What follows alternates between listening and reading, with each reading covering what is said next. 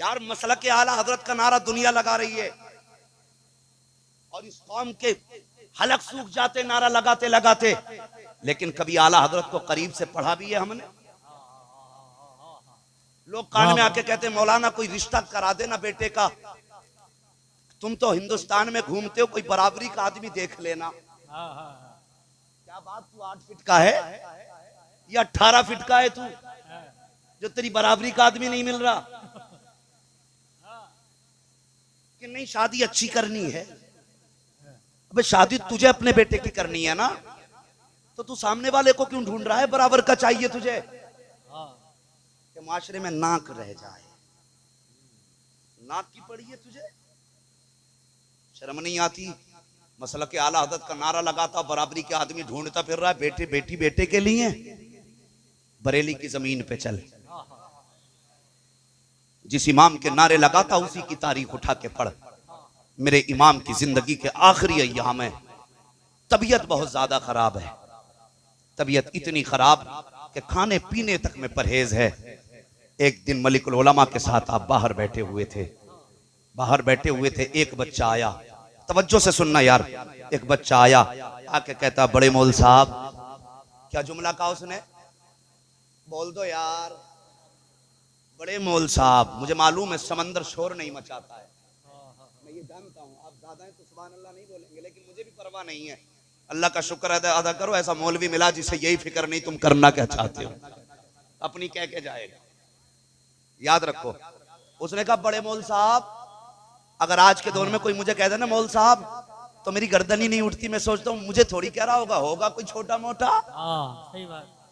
मुझे कहता तो मुझे हुजूर कहता, अल्लामा कहता, मुफ्ती साहब कहता, मगर वाह रे इमाम अहमद रजा, तेरी शराफत को सलाम, तेरी पाकीज़गी को सलाम, तेरी सदाकत को सलाम, तेरी सच्चाई को सलाम। अल्लाह अकबर। जैसी बच्चे ने आके कहा था बड़े मौल साहब मेरे इमाम की निगाह उठी है। हाँ बेटे कैसे आना हुआ? वो बच्चा कहता बड़े मौल साहब कल तुम्हारी हमारे घर पे दावत है। मेरे इमाम फरमाते हैं बेटे तुम्हारे वालिद साहब घर पे नहीं थे, वो नहीं आए जो तुम आए हो?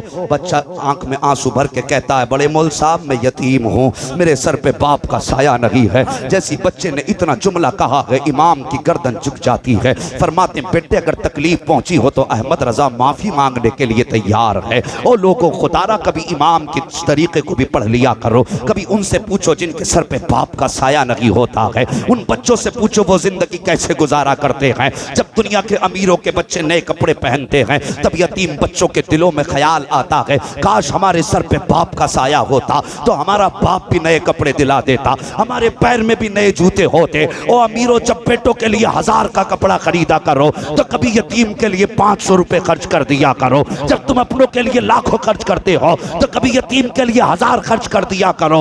अल्लाह की कसम खा के कहता हूँ, इधर यतीम मुस्कुराएगा, उधर मदीने वाला मुस्तफा मुस्कुरा जाए। नारे तकबीर, नारे रिसालत, मसलके आला हजरत, जश्ने दस्तार बंदी हजरत मुफ्ती हम्माद साहब किबला, नारे तकबीर।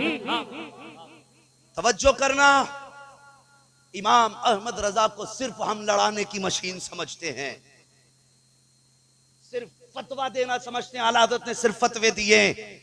अल्लाह की कसम किरदार भी मेरे इमाम का ऐसा है, अगर बंदा अपना ले तो जब चलेगा तो दुनिया कहेगी गुलाम रसूल जा रहा है, और जब मरेगा तो दुनिया कहेगी आशिक रसूल जा रहा है। जब कब्र में आएगा तो दुनिया वालों के साथ फरिश्ते भी कहेंगे इसे सोने दो, ये मुस्तफ़ा का महबूब सो रहा है। उनके किरदार को भी आप देखो। बच्चे ने कहा था हजरत मेरे सर पे बाप का साया नहीं है।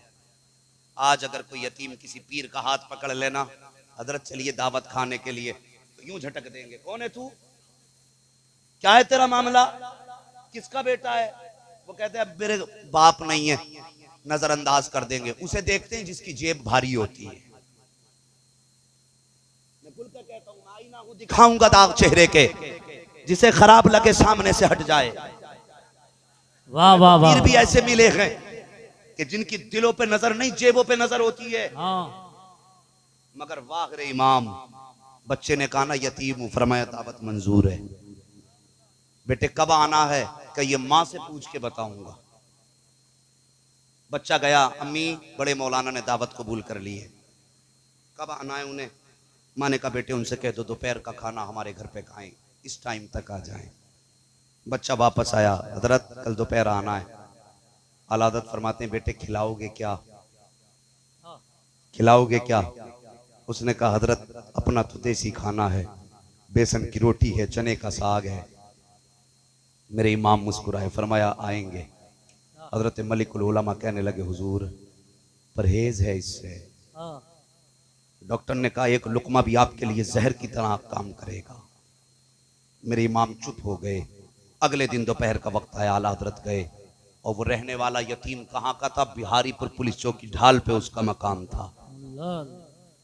जब गए दरवाजे पे दस्तक दी, कौन का? बड़े मौलाना आए हैं। माँ ने बेटे को एक बोरिया फटा हुआ टाट दिया, कहा जाओ बेटे बड़े मौलाना आए हैं, जाके दे आओ बिछा लेंगे। अल्लाह अकबर। आज मेरे नीचे अगर पुराना बिस्तर बिछा दिया जाए तो मैं डांटता हूँ मौलाना असलम साहब ये क्या बिछवाया है, हम इस पे बैठने के लोग हैं, हमारी शान के लायक ये कमरा है, हमारी शान के लायक ये बिस्तर है। मगर सलाम करो मेरे इमाम के तहम्मुल को, सलाम करो मेरे इमाम के ताकत बर्दाश्त को। अल्लाह अकबर। कैसी जिंदगी मेरे इमाम की थी। फटा हुआ बोरिया ला करके दिया है, मेरे इमाम ने अपने हाथों से उसको झाड़ा है, झाड़ करके बाहर एक मकान के आगे स्लीप निकला हुआ था उस पर बिछा करके बैठ जाते हैं। हजरत मलिकुल उलमा भी बैठे हुए हैं, इमाम अहमद रजा खान भी बैठे हुए हैं। जब कोई गुजरता मेरे इमाम को देख के कहता हजरत आप, और यहाँ मुस्कुरा के फरमाते हाँ आज अहमद रजा की दावत है, तुम्हारी दावत नहीं है, यहाँ अहमद रजा की दावत है, तुम्हारी दावत नहीं है। हर कोई आता मुस्कुरा के चला जाता। आखिरकार वो वक्त आ गया जब खाना तैयार हुआ। बच्चे ने वही साग ले ला करके,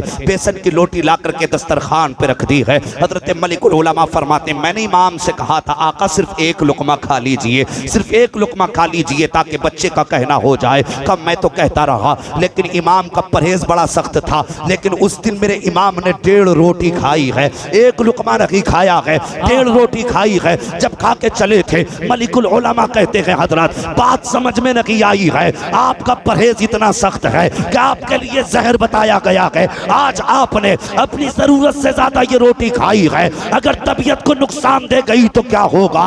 मेरे इमाम की आंखें बरसने लग जाती हैं, रो के इरशाद फरमाते हैं ए मलिकुल उलमा अहमद रजा अपनी तबीयत को देखें या मदीने वाले की शरीयत को देखें। ए इमाम अहमद रजा बात क्या है? आला हजरत फरमाते हैं मलिकुल उलमा मेरे नबी ने फरमाया जो यतीम के लबों पर मुस्कुराहट दे देगा मोहम्मद उसे जन्नत की ज़मानत अता फरमा देगा। नारे तकबीर, नारे रिसालत, मसलके आला हजरत, जश्ने दस्तार बंदी, मदरसा गुलशने रजा, हजरत मुफ्ती हम्माद साहब किबला।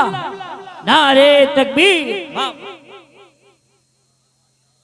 इमाम अहमद रजा को कभी इस एंगल से भी पढ़ो। वाह वाह। अल्लाह अकबर। तुम बराबर के न ढूंढा करो, किसी गरीब के लबों पे मुस्कुराहट ला दो। वाह वाह। अल्लाह तुम्हारी किस्मतों के फैसले फरमा देगा।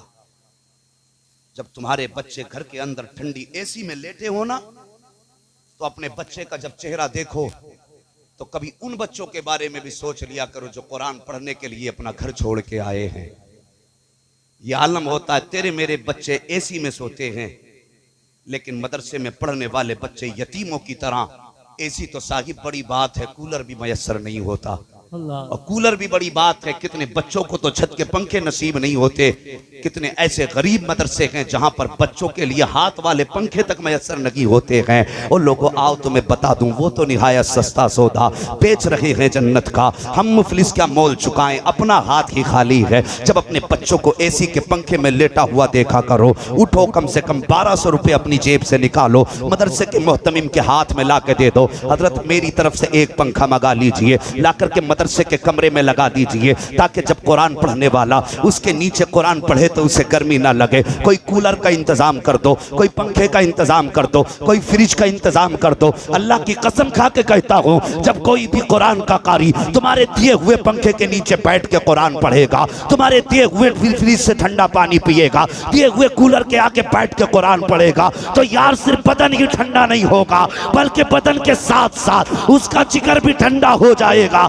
हाथ उठा के कहेगा, अल्लाह जिसने दुनिया में मेरी राहत का इंतजाम कर दिया है, तू उसकी नस्लों का दुनिया में भी इंतजाम कर दे, आखिरत में भी इंतजाम। हाँ हाँ हाँ, वाह वाह वाह, जिंदाबाद जिंदाबाद, सुभान अल्लाह सुभान अल्लाह, वाह वाह। ऐसे काम कर जाओ वाह तुम वाह कहीं भी रहो, दुआएं तुम्हारे लिए दिल से होती।